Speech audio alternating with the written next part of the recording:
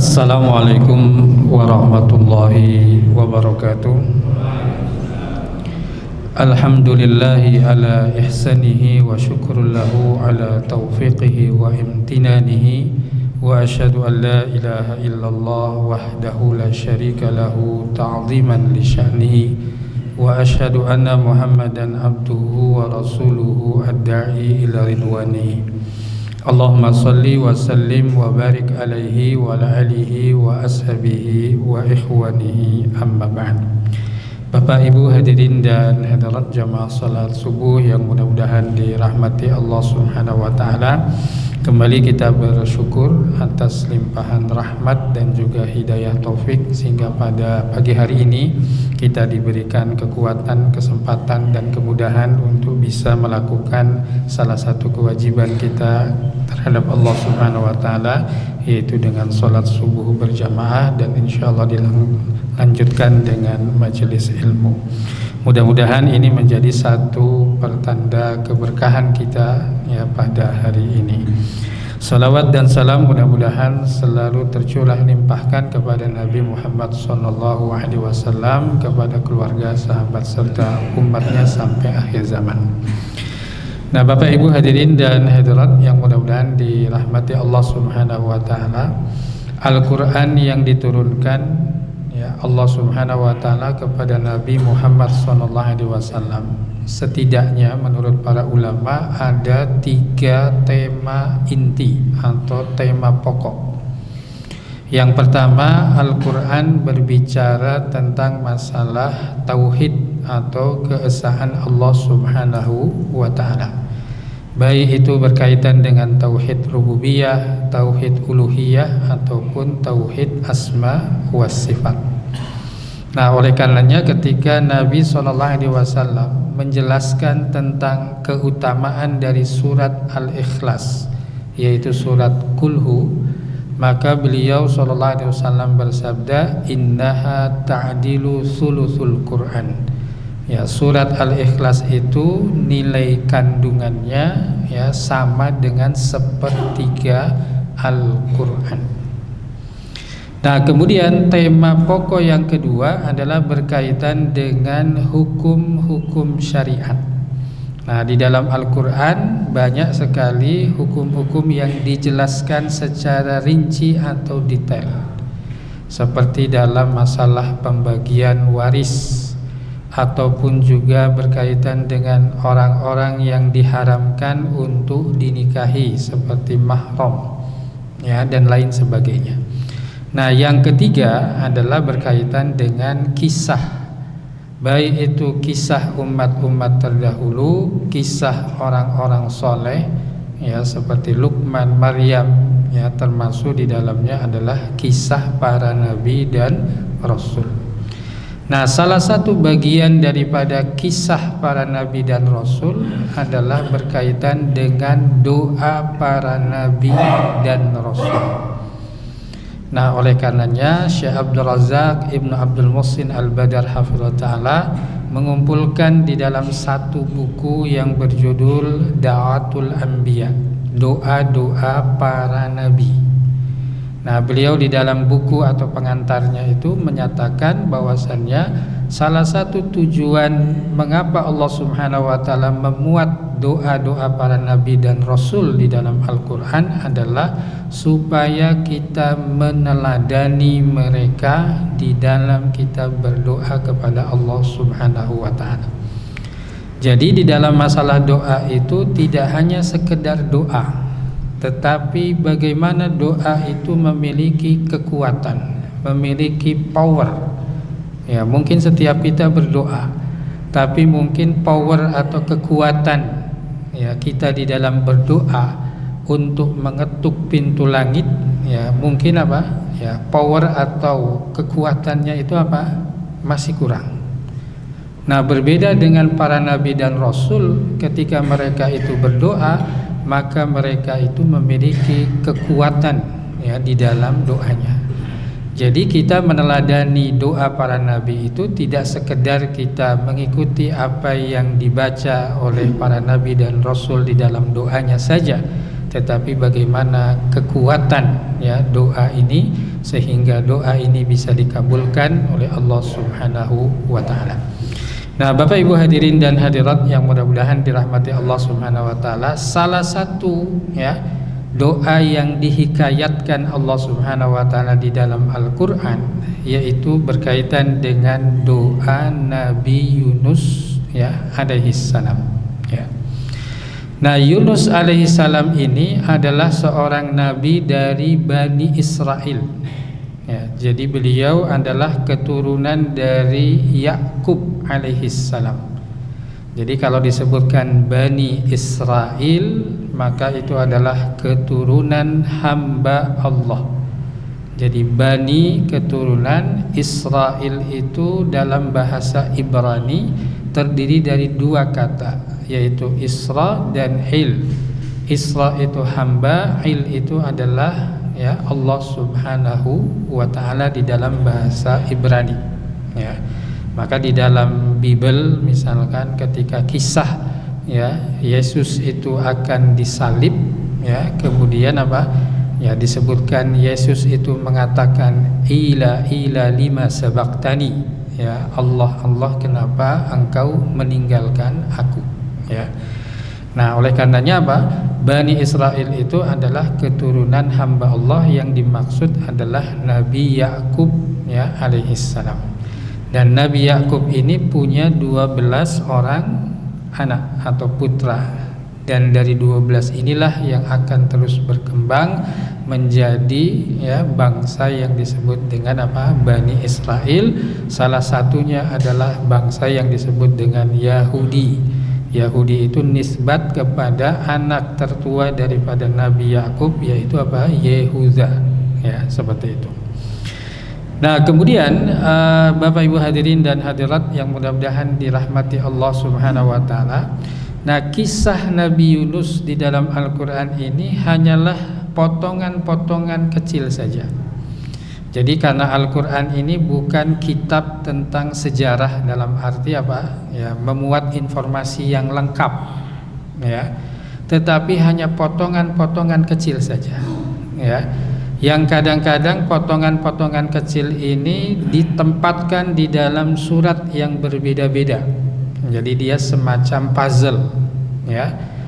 Nah, kadang-kadang ceritanya itu tidak lengkap ya. Oleh karenanya banyak ya para ulama yang memuat kisah para nabi itu supaya ya kisahnya itu lengkap, yaitu apa? Mengambil dari kisah-kisah Israiliyat. Ya. Jadi kisah-kisah Israiliyat ini apa? Ya dikutip di dalam buku-buku tafsir ya, hanya untuk ya melengkapi apa? Kisah atau cerita tersebut. Nah, walaupun kadang-kadang apa sering disalahfahami.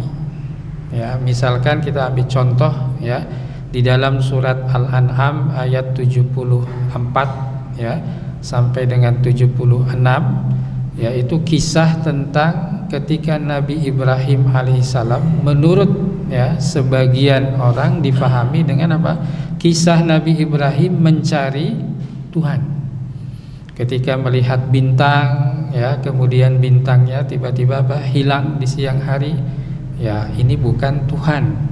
Ketika melihat bulan, kemudian bulan pun nanti apa? Hilang ya, sampai nanti melihat apa? Matahari yang lebih besar. Ini sebetulnya konteksnya bukan Ibrahim mencari Tuhan, tetapi Nabi Ibrahim sedang berdebat ya dengan kaumnya tentang sesembahan yang mereka sembah. Nah, mungkin banyak orang memahami mereka itu kan menyembah berhala. Tidak. Kesyirikan pada masa kaumnya Nabi Ibrahim adalah mereka itu apa? Menyembah ya bintang, bulan dan matahari. Kemudian ya simbol-simbol itu dijadikanlah apa? Berhala yang mereka apa? Mereka sembah. Ya. Nah, ini sekedar contoh. Nah, termasuk nanti berkaitan dengan apa? Kisah Nabi Yunus alaihissalam ya. Maka Al-Qur'an hanya menyebutkan nama Nabi Yunus itu 4 kali saja. Ya, 2 kalinya disebutkan dengan ya gelar yang disebut dengan Zunnun ya, atau disebut dengan Sahibul Hut. Ya. Di dalam surat Al-Anbiya ayat 87 Allah Subhanahu wa taala berfirman, "Wa dzannuni idz dzahaba mughadiban." Dan ingatlah wahai Rasul ketika apa? Ya, Dzunnun. Nah, yang dimaksud dengan Dzunnun itu adalah Nabi Yunus ya alaihi salam. Atau disebutkan dalam surat Al-Qalam ayat 48 ya, Allah Subhanahu wa taala menyebutkan sahibul hud ya, wasbir li hukmika wasbir li hukmi rabbika ya, dan bersabarlah wahai Muhammad terhadap ketetapan Rabbmu, wala takun ka sahibil hud. Nah, janganlah engkau seperti apa? Sahibil hud, yaitu Nabi Yunus alaihi salam ya. Nah, oleh karenanya kisah tentang Nabi Yunus ini ya sangatlah sedikit, tetapi yang sedikit ini justru memberikan satu pelajaran yang sangat penting di dalam kehidupan seorang muslim. Nah, Bapak Ibu hadirin dan hadirat yang mudah-mudahan dirahmati Allah Subhanahu wa taala. Nah, Nabi Yunus alaihi salam ini diutus kepada sebuah kaum yang kenal dengan sebuah tempat namanya Nainawa. Nainawa ini sebuah tempat di daerah Irak ya, dekat kota Musil atau sekarang disebut dengan Mosul. Dan ini yang berbeda ya dengan nabi-nabi yang lain, di mana nabi-nabi yang lain itu diutus kepada kaumnya, sedangkan Nabi Yunus itu diutus bukan kepada kaumnya. Artinya apa? Penduduk Nainawa itu bukanlah kaum daripada Nabi Yunus alaihi salam. Artinya apa? Nabi Yunus itu tidak punya hubungan darah dengan mereka, tidak punya juga apa? Ikatan dengan apa? Mereka. Nah, maka ketika Nabi Yunus alaihi salam itu berdakwah, kemudian mereka tidak mau mengikuti dakwahnya Nabi Yunus alaihissalam, kemudian akhirnya Nabi Yunus alaihissalam berdoa kepada Allah supaya mereka mendapatkan azab. Nah, setelah itu barulah Nabi Yunus itu pergi dalam keadaan marah ya. Jadi Nabi Yunus ini pergi itu dalam keadaan marah, bukan karena apa? Mutung. Tetapi Nabi Yunus alaihissalam itu pergi untuk mencari apa? Tempat lahan dakwah yang lainnya. Nah, oleh karenanya Nabi SAW pernah bersabda di dalam hadisnya, mengingatkan kepada kita, ma yanbaghi li abdin ayyakula ana khairun min Yunus ya ibni Matta. Tidak sepantasnya seorang hamba itu mengatakan saya lebih baik daripada apa? Yunus bin Matta. Nah, jadi kesalahan Yunus alaihissalam itu adalah ketika apa? Ia mencari lahan dakwah yang lain ya, sebelum menuntaskan tugasnya untuk berdakwah di sebuah tempat kepada penduduk yang disebut dengan penduduk Nainawa. Nah, jadi itulah kesalahannya yang akhirnya apa? Nabi Yunus alaihissalam itu pergi melalui jalan laut menaiki perahu, yang akhirnya Nabi Yunus alaihissalam itu apa? Ya, terjun ke atas ke dalam laut, kemudian apa? Dimakan oleh ikan besar. Nah, disinilah kita akan melihat bagaimana Nabi Yunus alaihissalam itu berdoa kepada Allah Subhanahu wa taala. Nah, yang menarik di sini adalah di dalam perut ikan yang gelap, ya, di dalam lautan yang gelap pada saat malam hari, maka Nabi Yunus alaihissalam itu apa? Berdoa kepada Allah Subhanahu wa taala. Maka disebutkan dalam surat Al-Anbiya ayat 87, wa fanada fi dhulumati alla ilaha illa anta subhanaka inni kuntu minadh dhalimin. Maka Nabi Yunus alaihissalam itu berdoa ya, di dalam bahasa Arab ada namanya munajat, ada namanya munadat ya, itu berbeda. Munajat itu berdoa tetapi dengan suara yang lirih Sedangkan munadat adalah apa? Berdoa tapi dengan suara yang lebih keras, ya. Nah, Nabi Yunus alaihissalam itu menyeru, ya, kepada Allah Subhanahu wa taala di dalam kegelapan, ya. Kemudian, ya, beliau mengatakan, alla ilaha illa anta subhanaka inni kuntu minadh dhalimin. Nah, di sini ada 3 poin penting berkaitan dengan doa ini. Pertama adalah berkaitan dengan tauhid, la ilaha illa anta. Kemudian yang kedua berkaitan dengan tasbih, subhanaka. Dan yang ketiga berkaitan dengan pengakuan, ya, bahwasannya diri ini adalah termasuk orang-orang yang lemah, orang-orang yang zalim. Inni kuntu minal zalimin. Nah, yang menjadi pertanyaan adalah dari sisi mana doanya, ya, karena yang namanya doa itu kan permintaan. Ya, biasanya orang itu meminta, ya Allah berikanlah saya rizki, ya Allah berikanlah saya apa? Ampunan, ya Allah selamatkanlah saya, dan lain sebagainya. Tetapi di dalam doa ini hanya disebutkan la ilaha illa anta subhanaka inni kuntu minadh dhalimin. Nah, inilah yang disebut dengan kekuatan apa? Doa.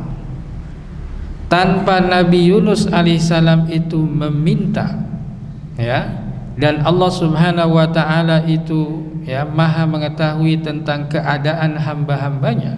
Nabi Yunus alaihissalam cuman memuji Allah Subhanahu wa taala, la ilaha illa anta subhanaka.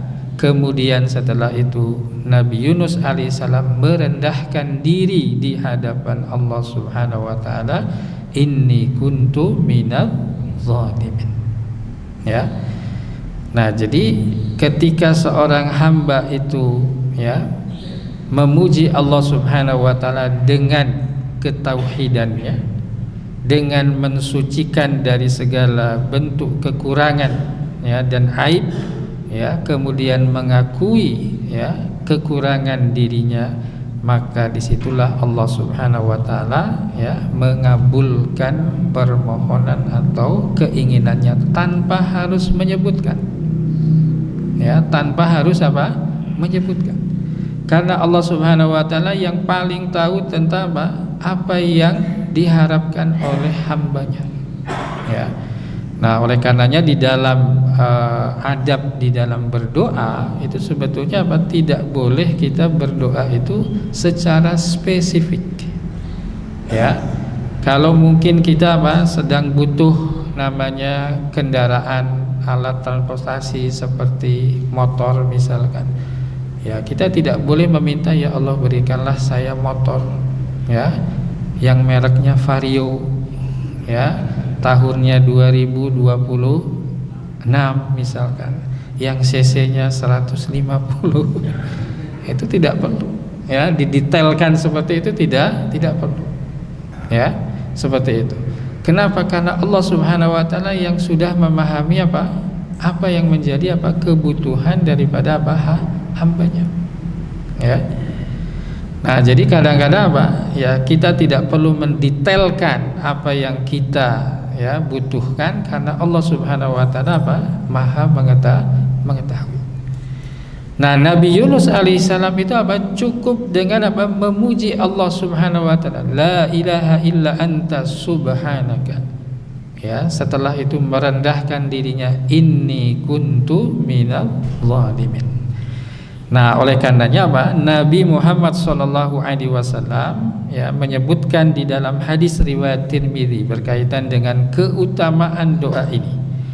Da'watu dhinnun idza da'a huwa fi batnil hud la ilaha illa anta subhanaka inni kuntu minadh dhalimin fa innahu lam yada' biha rajulun muslim fi syai'in qattun illa istajaballahu lahu.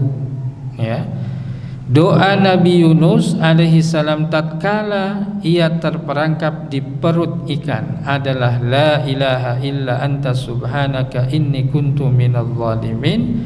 Sungguh tidaklah seorang muslim itu membacanya terus menerus kecuali Allah Subhanahu wa taala akan mengabulkan keinginannya. Ya. Nah, jadi ini sama dengan seperti misalkan apa? Keutamaan bersalawat kepada Nabi, ya. Maka seperti Al-Imam Ibnul Qayyim rahimahullah dalam bukunya Jila'ul Afham fi Fadli Salawati ala Khairil Anam, ya, menyebutkan tentang salah satu faidah, ya, daripada bersalawat kepada Nabi SAW itu adalah apa? Allah akan mengabulkan apa yang menjadi keinginannya, ya. Nah, sehingga dengan memperbanyak salawat maka pas, ya, keinginan seorang hamba itu insya Allah akan apa? Dikabulkan oleh Allah Subhanahu wa ta'ala. Nah, oleh karenanya banyak orang yang sering mengatakan, ya, kalau misalkan kita ada keinginan tertentu maka apa? Ya, salawatin saja, ya. Artinya apa? Ya, memperbanyak apa? Salawat, ya. Dan salawat itu termasuk bentuk apa? Ibadah kepada Allah Subhanahu wa taala, dan salah satu, ya, dampaknya adalah apa? Allah Subhanahu wa taala mengabulkan apa yang menjadi apa? Keinginan kita. Nah, Bapak Ibu hadirin dan hadirat yang mudah-mudahan dirahmati Allah Subhanahu wa taala. Nah, maka salah satu, ya, waktu yang paling baik, ya, untuk kita, ya, melantunkan apa yang dilantunkan oleh Nabi Yunus alaihissalam, ya, adalah ketika apa? Pada waktu sahur. Nah, maka waktu sahur ini adalah waktu yang sangat penting, ya. Jadi tidak hanya waktu setelah subuh sampai terbit matahari, tetapi apa? Waktu sebelum, ya, subuh di waktu sahur. Nah, waktu sahur inilah waktu di mana Allah Subhanahu wa taala menjelaskan di dalam hadisnya, ya, bahwasannya Allah itu turun ke langit dunia pada sepertiga malam yang terakhir. Kemudian Allah Subhanahu wa taala akan, ya, mengabulkan setiap hamba yang berdoa kepadanya. Allah akan memenuhi setiap hamba yang meminta kepadanya, dan Allah Subhanahu wa taala akan, ya, mengampuni setiap hamba yang meminta ampunan kepadanya, ya. Nah, makanya Al-Imam Bukhari rahimahullah menyebutkan hadis ini di dalam Kitabut Tahajjud, ya. Tujuannya supaya apa? Ketika dijelaskan tentang hadis bahwasannya Allah itu turun ke langit dunia pada sepertiga malam, maka apa? Kita melakukan apa yang disebutkan dalam hadis tersebut, yaitu berdoa kepada Allah, ya, meminta kepada Allah, dan juga apa? Ya, memohon ampunan kepada Allah Subhanahu wa ta'ala. Dan itulah ciri daripada apa? Orang-orang yang bertakwa yang disebutkan dalam Al-Qur'an, wabil ashari hum yastaghfirun. Dan di waktu sahur itulah mereka itu apa? Banyak memohon ampunan kepada Allah Subhanahu wa ta'ala. Nah, kenapa? Karena Nabi Yunus saja seorang nabi, maka apa? Tidak lepas dari kekeliruan atau kesalahan. Ketika Nabi Yunus itu apa? Pergi tanpa ada perintah dari kaumnya dan mencari tempat lain untuk dia apa? Berdakwah kepada Allah Subhanahu wa taala. Maka itu adalah kekeliruan yang Allah Subhanahu wa taala tegur dengan cara apa? Allah menjadikan Nabi Yunus itu masuk ke dalam perut ikan. Nah, tetapi bagi orang yang beriman, ketika dia itu diberikan musibah, ujian, maka dia langsung, ya, bermuhasabah, kemudian berdoa kepada Allah Subhanahu wa taala dengan berdoa la ilaha illa anta subhanaka inni kuntu minadh dhalimin. Nah, Bapak Ibu hadirin dan hadirat yang mudah-mudahan dirahmati Allah Subhanahu wa taala, ini mungkin yang bisa kami sampaikan, ya, dalam kesempatan pagi hari ini, dan mudah-mudahan kita diberikan kekuatan, ya, dan juga kemudahan untuk kita, ya, bisa mengisi atau menghidupkan, ya, di sepertiga malam-malam kita, ya, dengan kita bermunajat kepada Allah Subhanahu wa taala, dengan kita mengakui segala bentuk kezaliman kita, dan mudah-mudahan kita, ya, diberikan hidayah taufik oleh Allah Subhanahu wa taala. Demikian yang bisa kami sampaikan pada kesempatan pagi hari ini, mudah-mudahan bermanfaat. Wallahu a'lam bishawab. Wassallallahu ala Muhammadin wa ala alihi washabihi wa akhiru da'wana alhamdulillahi rabbil alamin. Subhanakallahumma wa bihamdika asyhadu an la ilaha illa anta astaghfiruka wa atubu ilaik. Wassalamualaikum warahmatullahi wabarakatuh.